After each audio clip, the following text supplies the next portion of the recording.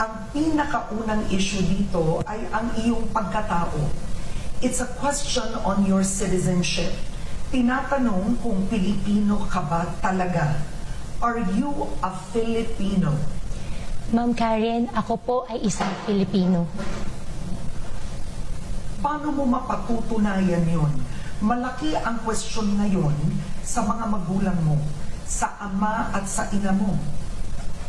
Ang nanay ko po, ang biological mother ko po ay isang Filipina. Ako po ay Filipino passport holder at nag-iisa lang po ang aking passport. Ako po ay Filipino. Who is your mother? Lumaki po ako, hindi ko po nakasama yung biological ko pong mother. But how do you know she's Filipino? At the age of 12 po, Ma'am Karen, nalaman ko po na siya po ay kasambahay po namin. Kasambahay po ng first wife ng dad ko po.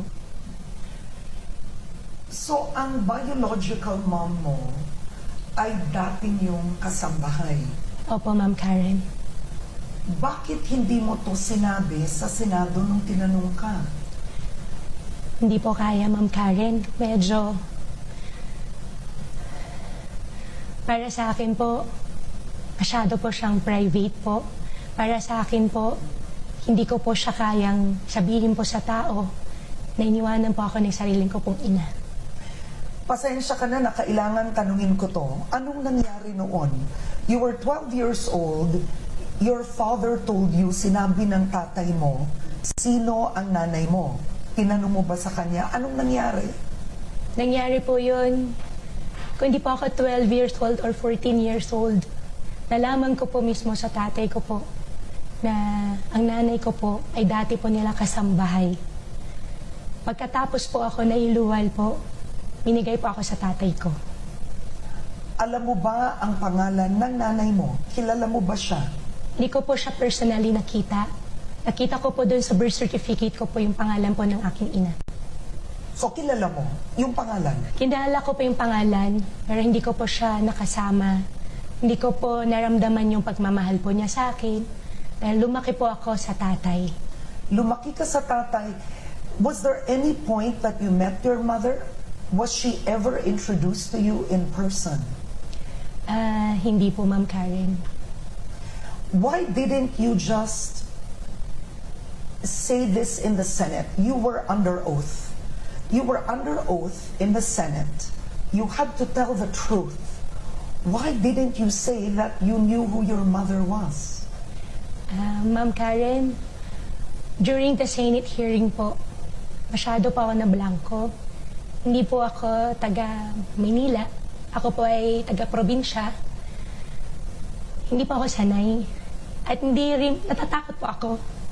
Yan po yung mas tamang term. Na-blanco po ako.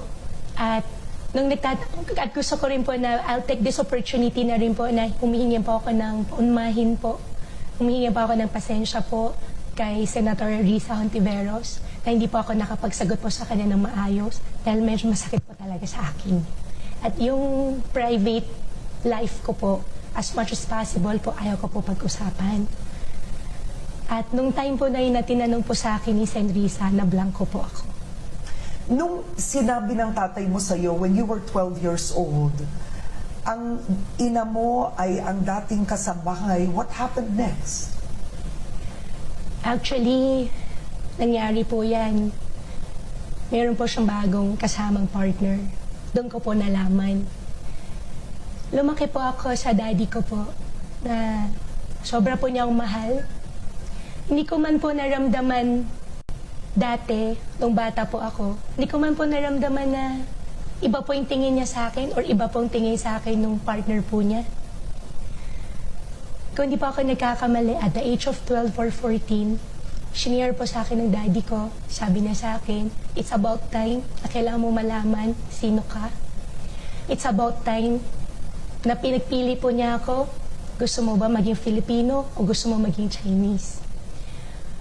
Honestly po, gusto po ng tatay ko po maging Chinese ako. Sabi po niya sa akin, para pagtanda po niya, pag umuwi na po siya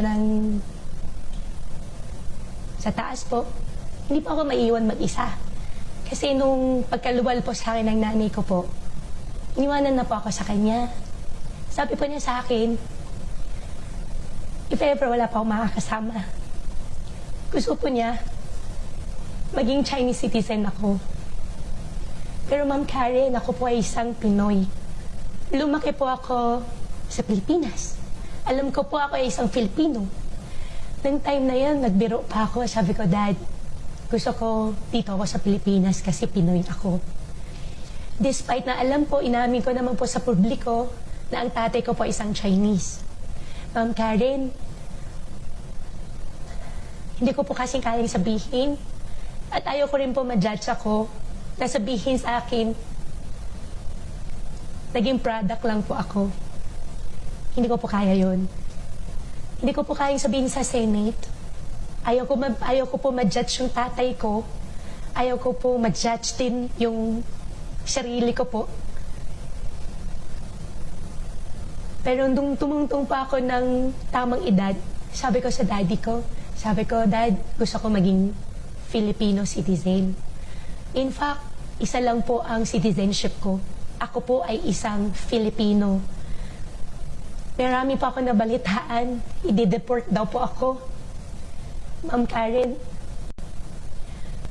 yung sariling kong ina, iniwanan ako. Ngayon, yung sarili kong bang bansa, tatalikuran ako. I-deport po ako. Saan po ako i-deport? Malaysia, China, Singapore. Isa lang po ang passport ko po. Ako po ay isang Filipino.